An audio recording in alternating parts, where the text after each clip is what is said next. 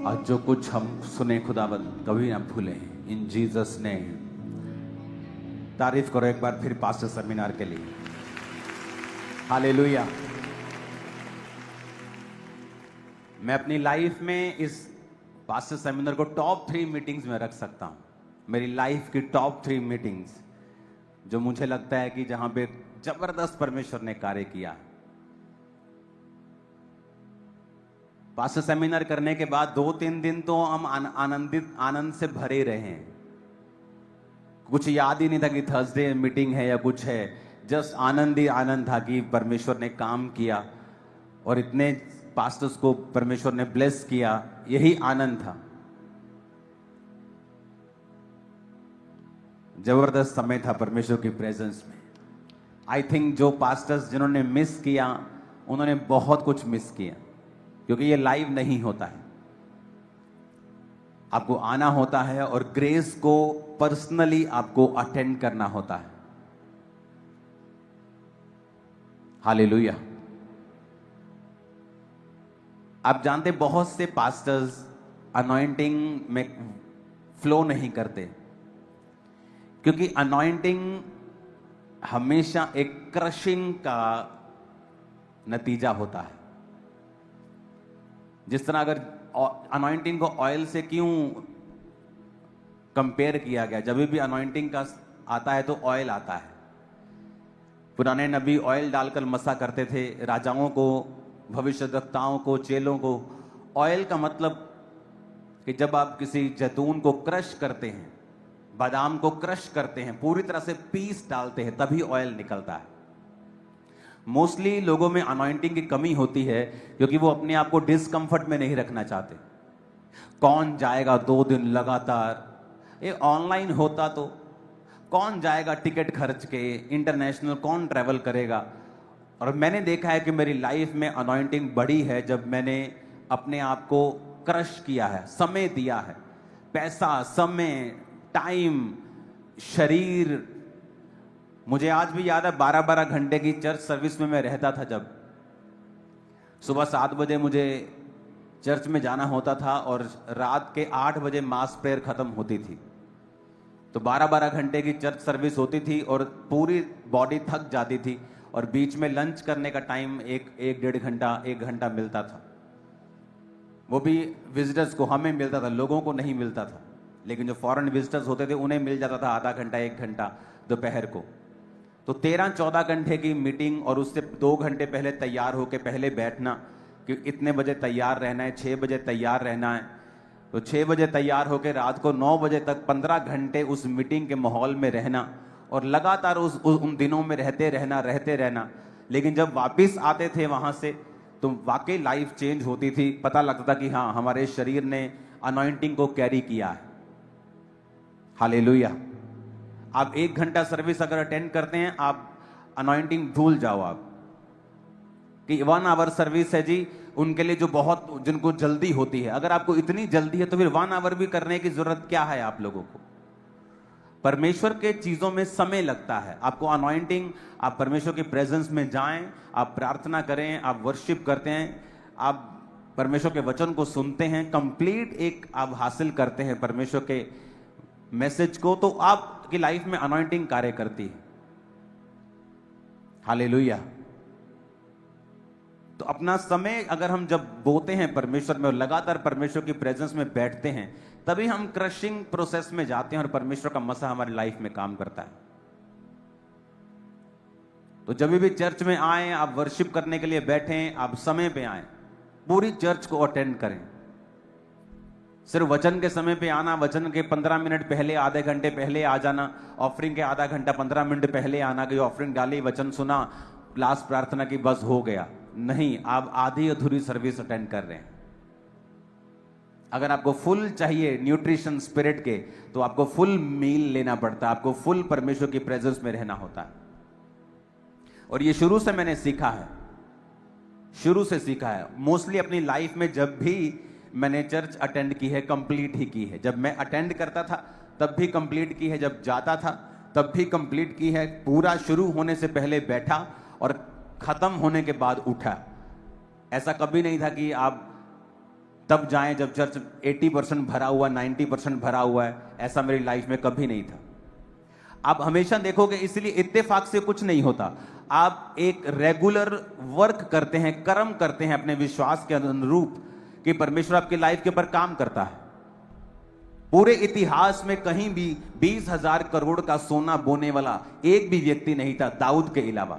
और जब परमेश्वर का भवन उसने बनाना था तो उसको इतनी ज्यादा एक्साइटमेंट थी, उसको इतनी ज्यादा वो आग थी उसके अंदर कि उसने अपना सारा पर्सनल गोल्ड परमेश्वर को दे दिया था। और परमेश्वर ने जब उसके बेटे ने बुद्धि मांगी तो परमेश्वर ने कहा, बुद्धि भी दूंगा, लेकिन तेरे बाप का जो सीड मेरे पास आया हुआ है, क्योंकि उसने पैसा मांगा ही नहीं था। लेकिन ये परमेश्वर का वर्ड है कि जब आप कुछ भी करेंगे उसके वचन से, उसके विश्वास से, तो वो आपको वापिस करता है।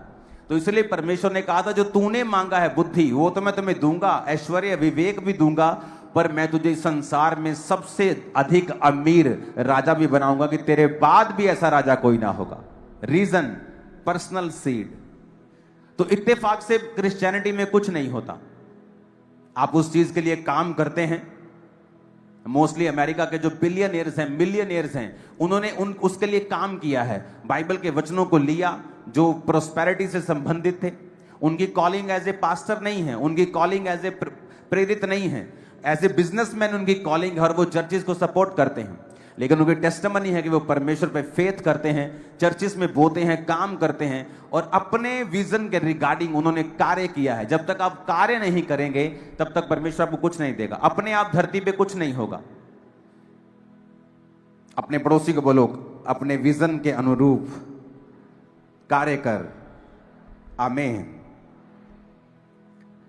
तो जो भी आज आप करेंगे, जैसी फसल आप चाहते हैं वैसा बीज आप बोएंगे। अगर आपने उन फसलों को नहीं काटा है, इसका मतलब आपके बीज अधूरे थे।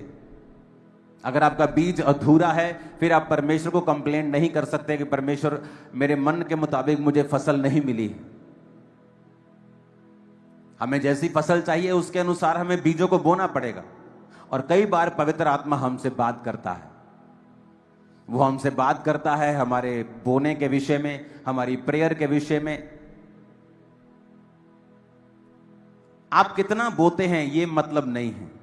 हो सकता है यहां बोने वाला व्यक्ति जो 1,000 रुपए बोता है और यहां 5 लाख बोने वाला व्यक्ति उस 1,000 रुपए से कम आशीष पाए, क्योंकि वो 5 लाख वाला व्यक्ति, उसका टाइथ 15 लाख है और वो सिर्फ 5 लाख बो रहा है। लेकिन उस 1,000 रुपए वाले का टाइथ 800 है, लेकिन वो 1,000 रुपए बो रहा है। परमेश्वर की निगाह में उस 1000 वाले की वैल्यू ज्यादा है और वो ज्यादा बरकत पाएगा और वो बढ़ता भी जाएगा। फिजूल खर्ची भी नहीं होगी, शैतान को परमेश्वर डांटेगा भी। तो बात क्वांटिटी की नहीं, क्वालिटी की है कि आपको जो दिया गया है परमेश्वर के द्वारा, उसके अनुसार आप अपनी लाइफ में क्या कर रहे हैं। अगर आप उसके अनुसार अपनी लाइफ में कर रहे हैं तो आप ब्लेस्ड होंगे, लाइफ सेम नहीं होगी। आमीन। ऊंचा ये आशीष आपकी है। लूका 1 उसकी 5 आयत से हम पढ़ेंगे और आज हम एक बाइबल स्टडी को करेंगे। और ये बाइबल स्टडी आपके दिमाग में ये बात को डालेगी कि परमेश्वर किस तरह से कार्य करता है। यहूदिया के राजा हेरोदेस के समय अबिया के दल में जकरिया नाम का एक याजक था और उसकी पत्नी हारून के वंश की थी, जिसका नाम अलीशिबा था। वे दोनों परमेश्वर के सामने धर्मी थे और प्रभु की सारी आज्ञाओं और विधियों पर निर्दोष चलने वाले थे। उनके कोई भी संतान न थी, क्योंकि अलीशिबा बांझ थी और वे दोनों बूढ़े थे। जब वह अपने दल की पारी पर परमेश्वर के सामने याजक का काम करता था, तो याजकों की रीति के अनुसार उसके नाम पर चिट्ठी निकली कि प्रभु के मंदिर में जाकर धूप जलाए। धूप जलाने के समय लोगों की सारी मंडली बाहर प्रार्थना कर रही थी। उस समय प्रभु का एक स्वर्गदूत धूप की वेदी पर वेदी की दाहिनी ओर खड़ा हुआ और उसको दिखाई दिया। जकरिया देखकर घबराया और उस पर बड़ा बड़ा भय छा गया। परंतु स्वर्गदूत ने उससे कहा, हे जकरिया, भयभीत ना हो, क्योंकि तेरी प्रार्थना सुन ली गई है और तेरी पत्नी एलीशिबा से तेरे लिए एक पुत्र उत्पन्न होगा और तू उसका नाम यूहन्ना रखना। तुझे आनंद और हर्ष होगा और बहुत लोग उसके जन्म के कारण आनंदित होंगे, क्योंकि वह प्रभु के सामने महान होगा और दाखरस और मदिरा कभी ना पिएगा और अपनी माता के गर्भ ही से पवित्र आत्मा से परिपूर्ण हो जाएगा। अब जब भी आप बाइबल पढ़ते हैं और जब आप इन वचनों को सुनते हैं, तो इनमें से अगर आप पवित्र आत्मा की बात को सुनेंगे, अगर आप होली स्पिरिट की बात को सुनेंगे और होली स्पिरिट से पढ़ेंगे, आपको बड़ी सारी चीजें इसमें समझ आएंगी। आपने नोटिस किया होगा कि जब भी बाइबल में आप जानते हैं कि जब मुझे मेरे जीवन में संघर्ष थे परमेश्वर में आने के बाद भी, और मैं डिप्रेशन से जूझ रहा था, और ये डिप्रेशन जिनको नहीं होता है उनको कभी मालूम नहीं हो सकता ये किस बला का नाम है। जब डिप्रेशन आपका हाई लेवल पे चला जाता है तो ये पागलपन के बराबर होता है, और इसमें आदमी अमीर हो गरीब हो, उसके पास दुनिया की सारी चीजें हो, उसके लिए जीरो हो जाती है और वो सुसाइड करना चाहता है। और तब ये वो फेज था मेरे समय में, मेरी लाइफ में, कि परमेश्वर को मानने के बाद भी मेरा डिप्रेशन उल्टा बढ़ गया था। जिस समय परमेश्वर में मैं आया था उससे भी ज्यादा बढ़ गया था कई मामलों में। तो परमेश्वर की आत्मा ने मुझसे बात की थी कि तुझे पवित्र आत्मा में भरना है और अनॉइंटिंग में बढ़ना है और ये डिप्रेशन खत्म हो जाएगा। क्योंकि जब आप पवित्र आत्मा में भरपूर होते हैं, जब आप पवित्र आत्मा से भरते हैं, बड़े सारे शैतानी ऐसे बोझ हैं आपकी लाइफ के ऊपर, ऐसे बंधन हैं आपकी लाइफ के ऊपर। क्योंकि अगर परमेश्वर ने आपके जीवन में आपको आशीष देनी है, वो आपसे बात करता है और आप उन कदमों को उठाते हैं। वो बात आत्मा के द्वारा हो सकती है, वो बात वचन के जरिए हो सकती है, परमेश्वर के दास के द्वारा जो वचन दे रहा है उसके जरिए हो सकती है। तो एक्चुअल में परमेश्वर की आत्मा आपसे बात करती है, वचन को भेज के अपने लोगों को चंगा करती है। और अगर आप पवित्र आत्मा पाए हुए नहीं हैं और पवित्र आत्मा से भरे हुए नहीं हैं, तो कई बार आप उन बातों को समझ नहीं पाते, क्योंकि बाइबल कहती है शारीरिक मनुष्य शरीर की बातों को समझता है लेकिन आत्मा की बातों को नहीं समझता। तो जब पवित्र आत्मा से आप भरपूर होते हैं तो आप परमेश्वर की बातों को समझते हैं और अपने डेस्टिनी की ओर, जो आपके लिए परमेश्वर ने ग्लोरियस फ्यूचर रखा हुआ है, आप उसकी ओर भागते हैं। तो कभी क्या आपने नोटिस किया कि जब भी पवित्र आत्मा की भरपूरी की बात बाइबल में की गई है, वहां यह जरूर कहा गया है कि वो दाखरस और मदिरा कभी ना पिएगा। आपने नोटिस किया यह बात? वचन कहता है जब नाजीर लोग, जब परमेश्वर ने, जो सैमसंग था उसकी माता जब गर्भवती थी, तो परमेश्वर ने कहा था तू भी ना तो अंगूर खाने भी मना कर दिया था, अंगूर का बीज भी नहीं खाएगी, अंगूर भी नहीं खाएगी, मदिरा नहीं पिएगी, तू कोई भी वाइन नहीं पिएगी, किसी भी प्रकार का दाखरस तू नहीं पिएगी, क्योंकि तेरे गर्भ में जो है वो पवित्र आत्मा से और शक्ति से भरपूर होगा। अब नोटिस करना, जब भी परमेश्वर आपको पवित्र आत्मा की भरपूरी के विषय में कह रहा है, वो क्रिश्चियन लोगों को शराब से दूर करने के लिए बोल रहा है। और मोस्टली क्रिश्चियन लोग की बाइबल में लिखा है कि तू अपने पेट के लिए थोड़ा थोड़ा दाखरस काम में लाया कर। अरे वो होम्योपैथी दवाई की बात कर रहा है। होम्योपैथी दवाई में भी शराब होती है।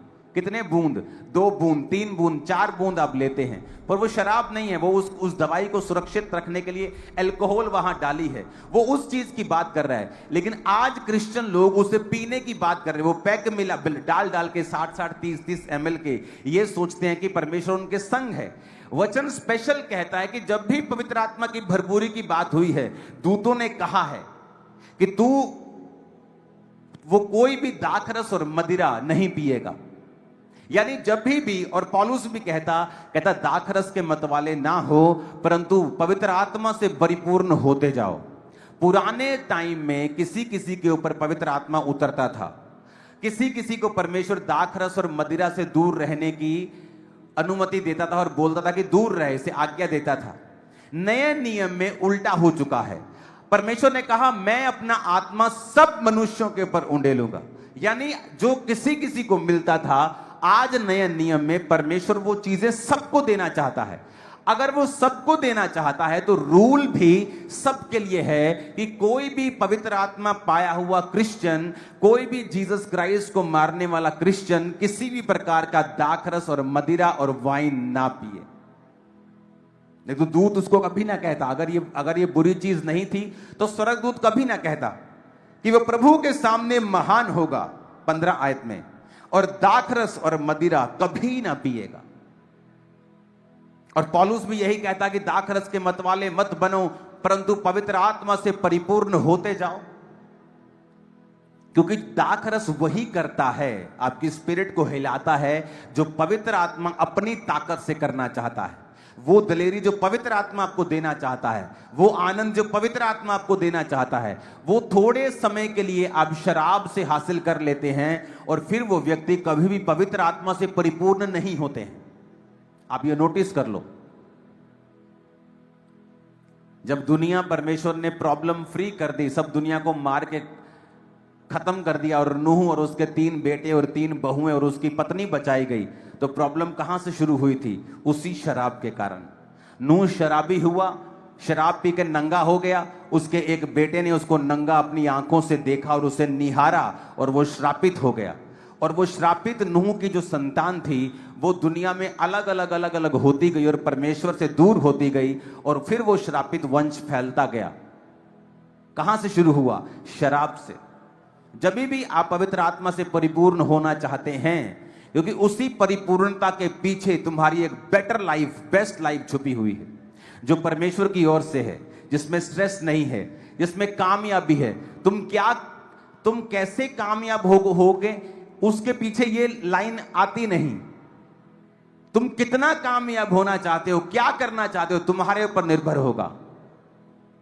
आज मैं क्या करना चाहता हूं, अब ये मेरे ऊपर डिपेंड हो गया। परमेश्वर ने मेरे हाथ में दे दिया है। मैं जिस भी फील्ड में चाहूं जा सकता हूं और कामयाब हो सकता हूं। मैं अपना बिजनेस नहीं करता हूं ताकि मैं सेवकाई में समय दे सकूं, लेकिन मैं सुपर कामयाब हो सकता हूं। आप जब पवित्र आत्मा से परिपूर्ण होते हैं, परमेश्वर आपको बुद्धि देता है, आपको वो समझ देता है, वो आंख देता है, वो परख देता है। वो लोगों की हो सकती है। आप क्यों लोगों से धोखा खाते हैं? ओ मैंने सोचा ये तो मेरा घर वाला, और मैंने सोचा ये तो मेरे घर वाले, ये तो मेरे रिश्तेदारी हैं, ये थोड़ी मुझे धोखा देंगे। ओ मैंने सोचा ये मेरा परम मित्र है। अगर आप पवित्र आत्मा से परिपूर्ण होंगे, आप लोगों को पहचान सकेंगे। मेरे ऊपर ये खुदा की दया है। 99.99999% मैं पहचान जाता हूं लोगों को। ये डिजर्निंग ऑफ द स्पिरिट, आत्माओं की परख। कौन व्यक्ति क्या सोच रहा है, कौन व्यक्ति कैसे चल रहा है।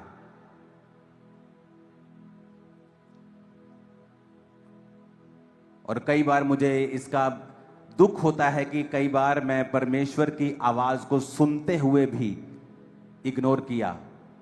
आत्मा की परख होने के बावजूद भी शरीर की बात सुनी। एक दिन एक करप्ट आदमी मुझसे मिला और उसने कहा ये काम है, ये मैं कर दूंगा, ओके। और मैं गाड़ी चला रहा था, उसने मुझसे एक बात पूछी, आप प्रभु से पूछना मैं कैसा व्यक्ति हूं। तब अभी उसने धोखा नहीं किया था, अभी सिर्फ वो बातें चल रही थी उसके साथ। और पवित्र आत्मा ने मुझसे कहा ये एक फ्रॉडिया है, ये एक फ्रॉड आदमी। लेकिन मैंने होली स्पिरिट की बात को नहीं सुना और हम वो करते गए जो वो कहता गया और एंड में फ्रॉड था। वो एक इंसिडेंट मुझे याद है जब पवित्र आत्मा ने मुझसे बात की, 2 इंसिडेंट, और मैंने नहीं सुना। आप जब भी पवित्र आत्मा से परिपूर्ण होते हैं, आपको मालूम होता है ये आदमी, ये औरत, ये व्यक्ति और ये फ्यूचर क्या है आपका। लेकिन शैतान ये चाहता है आप हमेशा दुखी रहें, आप हमेशा फ्रॉड आपके साथ होता रहे, आपके साथ हमेशा प्रॉब्लम्स होती रहे। अब मेरी लाइफ में वो समय चल रहा है, अब मुझे मालूम है क्या करना है, कौन व्यक्ति क्या है, मुझे परख है। मैं उसको बोलूं या ना बोलूं, चाहे मैं उस पर जाहिर करूं चाहे मैं ना करूं। अब कई सालों से वो समय मेरी लाइफ में चल रहा है जब मुझे पता है। और ये होता है पॉसिबल जब आप बाइबल को फॉलो करते हैं। और आप धीरे धीरे पवित्र आत्मा से परिपूर्ण होते रहते हैं और आपको ये पवित्र आत्मा की परिपूर्णता आपकी फैमिली से लेके, आपके बिजनेस से लेके, आपके सेवकाई से लेके आपके जीवन के हर हिस्से में काम करती है। ये आपके रास्तों को ओपन करती है, लोगों का फेवर आप पे आता है। कई बार एक लेवल तक आप रुकते हैं और आपको नेक्स्ट लेवल जाना है और आप कुछ भी कर लो, आप ताकत लगा लो, जोर लगा लो, आप नहीं पहुंच पाते, क्योंकि पवित्र आत्मा की भरपूरी अगर आपके जीवन में नहीं है, आप सर्टन लेवल तक आपकी लाइफ रहेगी, उसके बाद आप नहीं जा पाएंगे ना शक्ति से, वरन उसकी आत्मा के द्वारा। कितने मेरी बातों को समझ रहे हैं? परमेश्वर ने आने वाला समय मुझे दिखाया है, जो होगा, जो आने वाले समय में आप देखोगे एक एक दिन में 100 ब्रांचेस की हम ओपनिंग करेंगे। वन डे 100 ब्रांचेस, एक दिन 100 ब्रांच। मैं आपको बता रहा हूं, फ्यूचर इस तरह का परमेश्वर हमारे लिए तैयार कर रहा है। वो ऐसा लेवल आपके लिए भी सोचता है, आपकी कॉलिंग के अनुरूप, आपके घर के अनुरूप, आपके बिजनेस के अनुरूप। लेकिन पवित्र आत्मा की भरपूरी है जिसमें हमें बढ़ना है। और जब भी आप बाइबल पे दिल लगाएंगे और आप बाइबल को कंप्लीट पढ़ेंगे, आपको मालूम होगा कि जब भी पवित्र आत्मा की भरपूरी की बात आती है, परमेश्वर हमें नशों से दूर रहने के लिए क्यों कहता है। वो हमें संसारिक चीजों से, उन ठट्ठा मजाकों से, उस रॉन्ग कॉमेडी से दूर रहने की हमें क्यों करता है वो? ताकि परमेश्वर नहीं चाहता कि हम करप्ट हों, वो नहीं चाहता कि पवित्र आत्मा की भरपूरी हमारी लाइफ में ना हो। वो चाहता है कि वो हो ताकि परमेश्वर की ब्लेसिंग्स फ्लो में आपकी लाइफ में चले। कई बार आपके घर की पाइप ब्लॉक हो जाती है ना, वो गंद फंस के फिर धीरे धीरे पानी उसमें से निकलता है और आप बड़े फ्रस्ट्रेटेड होते हैं कि ये क्यों नहीं निकल रहा। उसकी जब तक आप सफाई नहीं करते वो फ्लो नहीं आता। लाइफ भी वैसी है, ऊपर से पवित्र आत्मा का पूरा जोर होता है, चर्च भी अच्छी है, आप सब कुछ अच्छा हो रहा है, लेकिन वो आपके अंदर चीजें निकलती नहीं है, जाती नहीं, क्योंकि वो गार्बेज जो फंसा हुआ है वो आपके फ्लो को रोकता है। और जब आप अपने आप को संसारिक चीजों से आप फ्री करने की कोशिश करते हैं और अपने आप को आजाद करते जाते हैं, वो आत्मा का फ्लो आपके अंदर बढ़ता जाता है। अब वही बिजनेस, अब वही जॉब, वही कैरियर, वही सेवकाई, वही जीवन के काम आप देख रहे हो, परमेश्वर आपको फ्लो में लेके जा रहा है और कामयाबी आपके संग है और आप जितनी भी मेहनत कर रहे हैं उससे ज्यादा आपको फल मिल रहा है। आपको पता है ये बात? आदम के ऊपर कर्ज था। आप पहाड़ों पे चले जाओ, जो जंगली जानवर खाते हैं, जो हिरन खाते हैं, क्या वो अपनी फसल बो के खाते हैं? नहीं। हर जगह पहाड़ों पे आपको घास मिलेगी, जानवरों के लिए हर जगह आपको पौधे, पत्ते, हर्ब्स मिलेंगे। ऐसा ही मनुष्य के लिए था, सेम ऐसा ही मनुष्य के लिए था। लेकिन जब मनुष्य ने पाप किया तो परमेश्वर ने कहा, आदम अब चीजें अपने आप तेरे लिए नहीं उगेंगी, तुम माथे के पसीने की रोटी खाया करेगा। और आज जब आप जीसस क्राइस्ट को अपना उद्धारकर्ता ग्रहण करते हैं और आप यीशु मसीह को अपना उद्धारकर्ता मानते हैं, आपकी लाइफ से कर्ज खत्म होता है। आप नोटिस करना, आप मेहनत करेंगे लेकिन आपका फल दूसरों से ज्यादा होगा जो उतनी मेहनत करते हैं। यस, ऐसा होगा आपके साथ, आप एक्सपीरियंस करेंगे जब आप पवित्र आत्मा के भरपूरे में आ जाएंगे। देखो, यहां हम बाइबल स्टडी कर रहे हैं एक तरह की। उसमें लिखा कि पत्नी हारून के वंश की थी, जकरिया याजक था, प्रभु के सामने धर्मी थे, सारी आज्ञाओं और विधियों के ऊपर निर्दोष चलने वाले थे, पर संतान नहीं थी। अलीशिबा बांझ थी और वो दोनों बूढ़े थे। फिर भी वो अलीशिबा बांझ होने के बावजूद और जकरिया बूढ़ा था, फिर भी वो परमेश्वर के घर में सेवा कर रहा था, क्योंकि वहां पे चिट्ठी डाली जानी थी कि आज कौन अंदर जाके परमेश्वर के भवन में जाके वो सारी रीति रिवाजों को जो पुराने नियम में होते थे, जिसको बहुत से लोगों ने कॉपी कर लिया। उन्होंने मालूम नहीं था कि जीसस आने के बाद ये चीजें नहीं रहेंगी और कॉपी तुम्हारी कॉपी रह जाएगी। तो वो जब जाके अंदर सब कुछ कर रहा था तो लिखा, स्वर्गदूत अंदर दाहिनी ओर खड़ा हुआ और उसको बताया कि ऐसा ऐसा ऐसा तेरा बेटा होगा, प्रभु के सामने महान होगा, दाखरस मदिरा कभी ना पिएगा। अब यहां समझने वाली बात यह है कि वो उस चर्च में मौजूद था अपना बच्चा ना होने के बावजूद भी। और एक बड़ी पावरफुल बात लिखी है, पावरफुल बात लिखी है 24 दिनों में। इन दिनों के बाद उसकी पत्नी अलीशिबा गर्भवती हुई और 5 महीने तक अपने आप को यह कह के छिपाए रखा कि मनुष्यों में मेरा अपमान दूर करने के लिए प्रभु ने इन दिनों में कृपा दृष्टि करके मेरे साथ ऐसा किया है। सब बोलो आमीन। अब मैंने एक बात को नोटिस किया है, जब परमेश्वर आपकी लाइफ में किसी चीज को डिले करता है या आपको कोई चीज में वो देरी कर रहा है, मैंने हमेशा देखा है उसके पीछे परमेश्वर जब देता है तो वो आम मनुष्यों की ब्लेसिंग से कहीं ज्यादा ब्लेस होता है। जब सैमसंग डिले हुआ, उसकी माता बूढ़ी हो गई लेकिन गर्भवती नहीं थी, और जब परमेश्वर के दूत ने उसे बताया कि अब तेरे बेटा होगा, अब तू दाख रस से मदिरा से दूर रहेगी, दाख का बीज ना खा, दाख ना खा, अंगूर ना खा, कुछ नहीं तू खाएगी। और जब परमेश्वर ने सैमसंग दिया तो वो ऐसा मनुष्य था जैसा धरती पर कभी नहीं था। यूहन्ना बपतिस्मा देने वाला एक ऐसा मात्र मनुष्य जिसने खुदा को बपतिस्मा दिया, यीशु मसीह को। आम मनुष्य नहीं था, वो सबसे बड़ा था, वो पवित्र आत्मा से परिपूर्ण था गर्भ से ही, लेकिन जब वो आया तो देरी के साथ आया। कई बार अब आपकी लाइफ में परमेश्वर की कुछ खास योजनाएं होती हैं, और वो योजनाएं परमेश्वर आपको बताता नहीं है कई बार, लेकिन आपको विश्वास के साथ परमेश्वर में खड़े रहना होता है। और परमेश्वर बताता नहीं कि तेरी लाइफ में ये मैरिज का डिले किस लिए है। डिले अगर तो पवित्रताई में रह के आया है। अब ये लिखा आज्ञाओं और विधियों पर निर्दोष चलने वाले थे।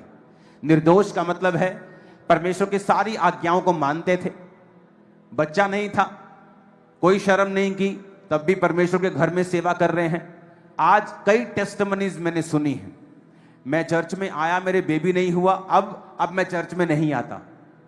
बावजूद की चर्च में हजारों बेबीज की टेस्टिमनी हुई है। आपको ऐसे लोग भी मिलेंगे जो ऑफेंड हो गए, नहीं 2 साल कोई बेबी नहीं हुआ, अब मैं चर्च में वैसे खुदा के साथ जुड़ा हुआ। तुम जुड़े नहीं हुए हो, तुम झूठ बोल रहे हो, तुम जुड़े हुए नहीं। अगर कोई खुदा के साथ जुड़ा हुआ है वो हमेशा संडे चर्च में होगा। अगर अलीशिबा, अगर जकरिया खुदा के साथ जुड़े हुए थे तो वो कहां थे? भवन के अंदर। बाहर नहीं कहते हम यहोवा को मानते हैं, हम यहोवा के साथ जुड़े हुए हैं। नहीं जुड़े तुम लोग यहोवा के साथ, झूठ बोलते तुम लोग। भवन के अंदर था कि हो सकता है आज मेरी चिट्ठी निकल जाए, कि भवन के अंदर जो रीति रिवाज करने हैं अंदर जाके परम पवित्र स्थान में, हो सकता है पवित्र स्थान में जाने के लिए आज मेरा नंबर आ जाए। चिट्ठी डली तो उसी का नाम निकला। एक्साइटेड था सेवा के लिए, बावजूद उसके कि कोई बेबी नहीं है। आज लोग कहां हैं ये बोलने वाले कि तू चंगा कर ना कर, तू मेरा परमेश्वर है? बहुत कम है।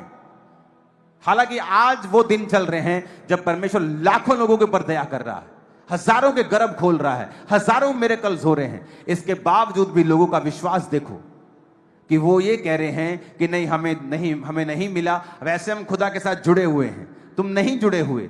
अगर तुम खुदा के साथ जुड़े हुए हो तुम सेवा कभी ना छोड़ोगे, तुम प्रभु का भवन कभी ना छोड़ोगे, तुम परमेश्वर के घर में आना, सेवा करना, बोना, प्रार्थना, फास्टिंग कभी ना छोड़ोगे।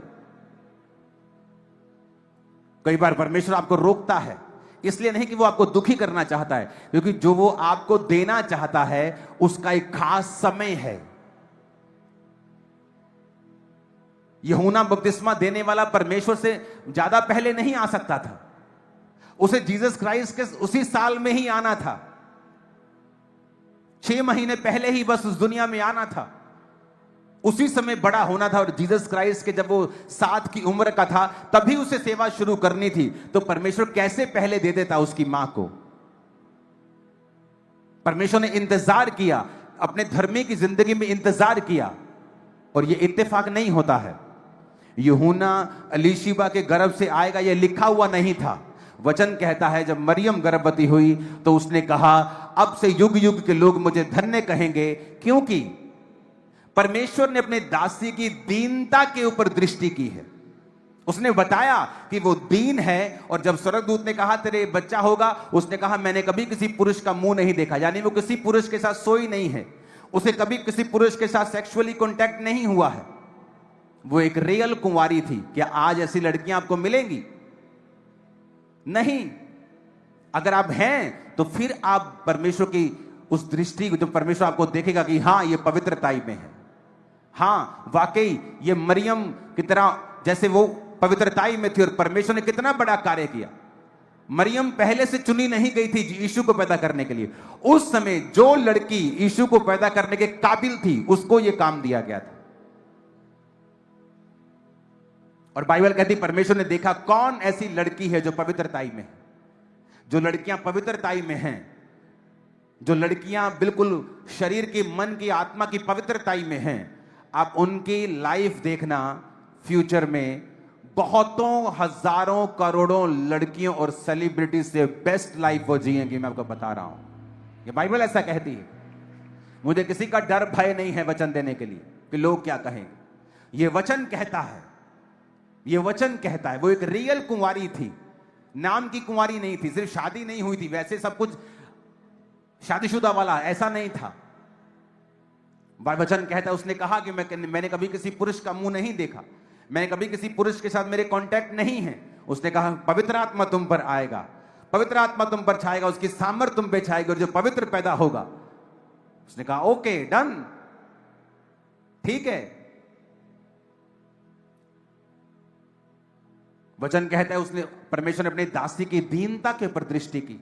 यह भी इत्तेफाक नहीं था, बूढ़े होने के बावजूद भी वो परमेश्वर के भवन में थे, यह भी इत्तेफाक नहीं था। ग्रेटनेस इत्तेफाक से नहीं आती है।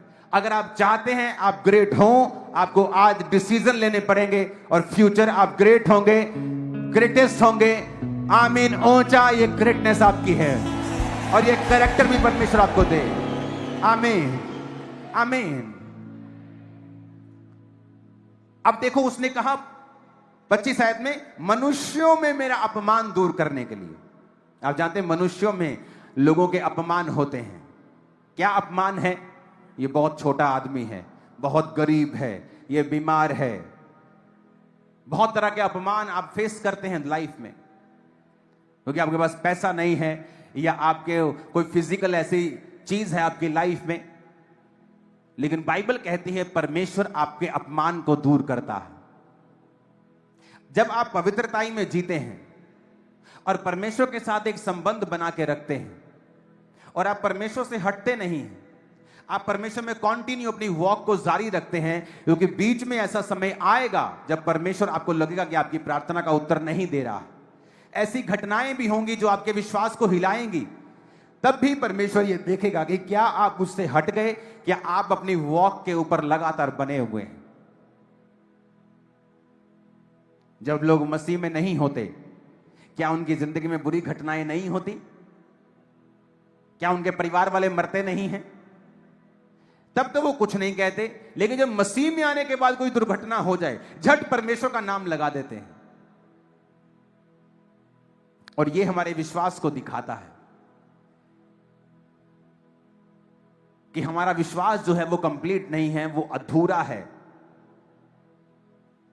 यहां पर एक ऐसा धर्मी कपल जिसने सारी जवानी निकाल दी और बेबी का मुंह नहीं देखा, और फिर भी वो बुढ़ापे में जो अपने घुटने की, अपने कूल्हे की, अपनी हड्डियों की दर्द की, अपने पेट की वो कंप्लेंट करता हुआ घर रह सकता है, निराश होकर शराब पी के, दाखरस पी के गुजार सकता है। बुढ़ापे में अब उसको कुछ नहीं मिला, लेकिन वचन कहता है कि मनुष्यों में उसने कहा मेरा अपमान दूर करने के लिए परमेश्वर ने इस उम्र में मुझ पे कृपा दृष्टि की है। कई बार आपका अपमान होता जब आपका जवान बेटा नशे करने लगता है। आपके घरों में कई तरह के अपमान शैतान डालता है, या सिचुएशन डालती है, लाइफ डालती है। लेकिन वचन ये कहता है वो अपमान दूर हो सकता है जब आप परमेश्वर के साथ वफादार रहें और परमेश्वर के घर में आते रहें, परमेश्वर के साथ जुड़े रहें, घरों में परमेश्वर को मानते रहें। आप जानते हैं जब शैतान ऐसे अपमान आपकी लाइफ में रखता है तो कैसे निकलना है। पहली बात, अपनी निगाहें पॉजिटिव चीजों की ओर लगाएं जो आपकी लाइफ में हैं। जो अलीशिबा के पास था, क्या उसका पति बेड रिडन नहीं था, बीमार नहीं था कि बेड पे है। उसका पति ठीक था, बूढ़ा था, लेकिन जाके चर्च सेवा कर रहा है। तो वो रोज थैंक्स करती होगी, परमेश्वर कोई बात नहीं, अगर मेरे पास बच्चा नहीं है तो देखो लोगों के पास तो पति भी नहीं है, उनके पति बीमार हैं, देखो वो खुद बीमार हैं, लेकिन मैं तो ठीक हूं, मेरा पति भी ठीक है, हम अच्छा खा रहे हैं, अच्छा पी रहे हैं, तेरे भवन की सेवा कर रहे हैं। यह तरीका है परमेश्वर से लेने का। शैतान क्या करता है? वो चीजें आपको दिखाता नहीं, उन चीजों की ओर आपका ध्यान नहीं जाने देता जो आपकी लाइफ में ऑलरेडी हैं।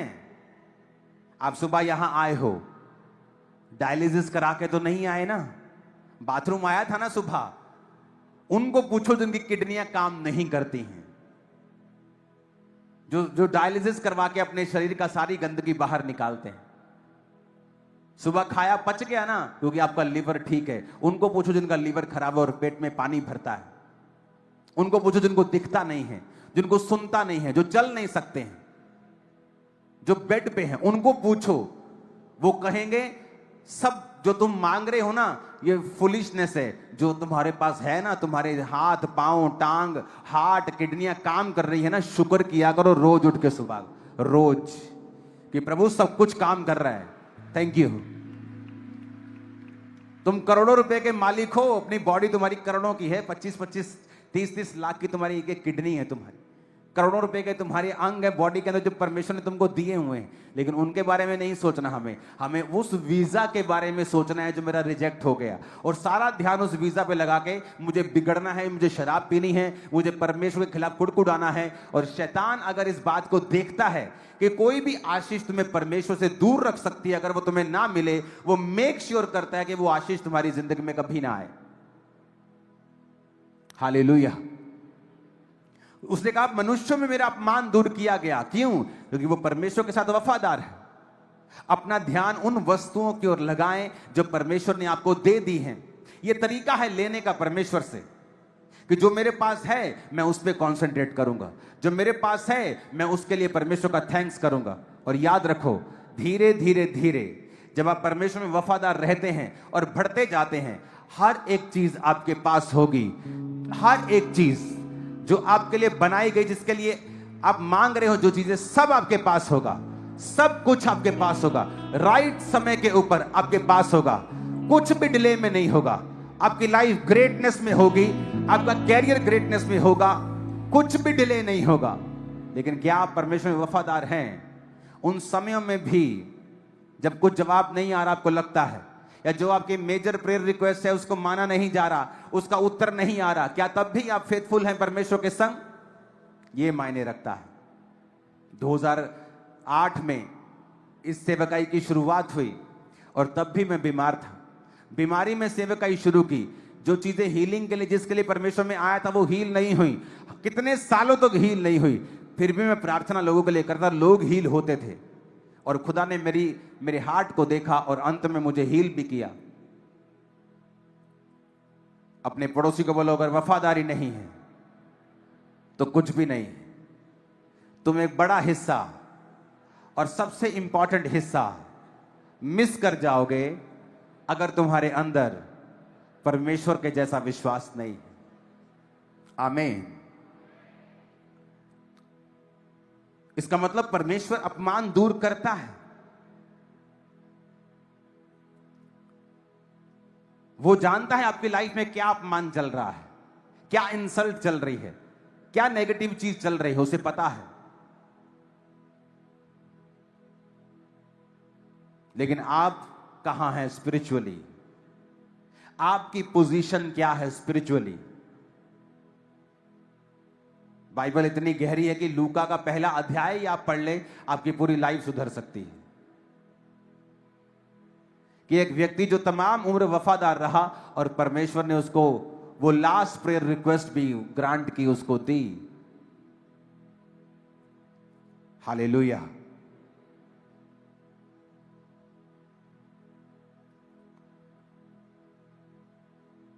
जब आप एक समय था जब मैं लोगों को ओवर ब्लेस करता था, और तब भी उनमें वो ग्रेटिट्यूड, वो थैंक्स गिविंग नहीं थी। और परमेश्वर ने मुझे सिखाया कि मत कर। अगर तुम शेर को नहीं खाते तो इसका मतलब ये नहीं कि शेर तुम्हें नहीं खाता।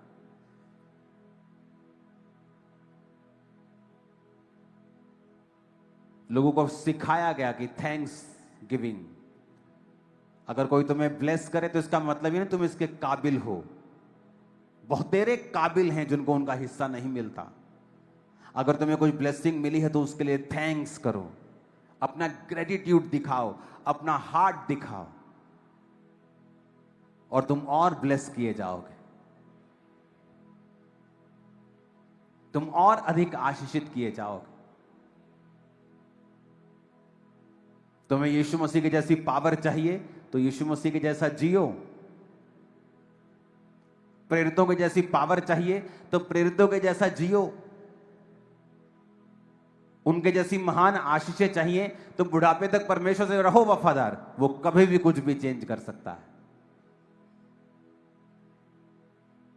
अगर फेथफुलनेस आप में नहीं है, वफादारी नहीं है, जब आपकी लाइफ में मुश्किल समय होता है तब परमेश्वर डिसाइड करता है तुम्हें कहां तक लेके जाना है। दाऊद की जिंदगी में फाइनल ब्लेसिंग नहीं थी।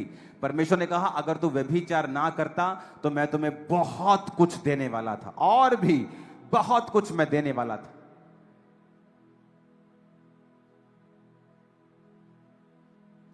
और उस पाप के कारण जो उसने तलवार के साथ उस अपनी गर्लफ्रेंड के पति को मरवा दिया था, परमेश्वर ने उससे भवन की सेवा नहीं ली, क्योंकि उसके हाथों पे खून था। वो उन खूनों की बात नहीं कर रहा था जो एक नॉर्मल लड़ाइयां होती थी, वो उनकी भी साथ में बात कर रहा था जो एक निर्दोष खून उसके हाथ पे था। पर उसने माफी को मांगा। वो असर तो पूरी जिंदगी उसका पाप का असर तो उसके परिवार पर, उसकी लाइफ पे रहा, लेकिन उस माफी के कारण, परमेश्वर के साथ जुड़े रहने के कारण वो बना रहा और उसको कोई हरा नहीं पाया। इत्तेफाक से कुछ नहीं होता है। जब याकूब ने अपने 12 बच्चों को बुलाया तो उनके कर्मों के हिसाब से उनको प्रोफेसी दी। हालेलुया। आज आप क्या कर्म कर रहे हैं? कैसी लाइफ परमेश्वर में जी रहे हैं? क्या आपका बोना है? क्या आपका परमेश्वर में स्टैंड है? क्या आपका कन्फेशन है? क्या आपका अंगीकार है? निर्धारित करेगा कल आप कहां जाएंगे। मेरे इन लॉज, मेरे वाइफ के माता पिता का अंगीकार होता था। जब जीवन में कोई कुछ नहीं होता था, पैसे उधारे मांगकर चर्च में किराया पकड़ के आते थे। जिसको पूछते थे कैसे हो, बहुत ब्लेस्ड हैं परमेश्वर में, बहुत वधिया, बहुत वधिया, बहुत वधिया। जैसा बोला वैसा ही हो गया, बहुत वधिया हो गया। आपको बाय फेथ भी चलना होता है। जब मुझे पता है कि मैं परमेश्वर में आ गया हूं, जब मुझे पता है कि मेरा परमेश्वर सब कुछ कर सकता है, तो all is well, it is well है। देन कुछ आज वेल है, कुछ कल वेल हो जाएगा। अगर मुझे पता है कि मेरा परमेश्वर सब कुछ कर सकता है, तो उसे मुझे यह भी मालूम होना चाहिए कि वो विश्वास से चलने वालों को आशीष देता है। और जब आप विश्वास से चलते हैं तो आपकी सेंस कुछ भी कहे, सरकमस्टेंस कुछ भी कहे, तब भी आप चलते हैं। अपने पड़ोसी को बोलो, अपमान दूर होंगे जब तू वफादार रहेगा। वो कोई भी अपमान क्यों ना हो, तू इज्जत को पाएगा और यह अपमान दूर होगा। कृपा दृष्टि तुझ पर भी होगी और तू बड़ी गवाही के साथ वापस आएगा।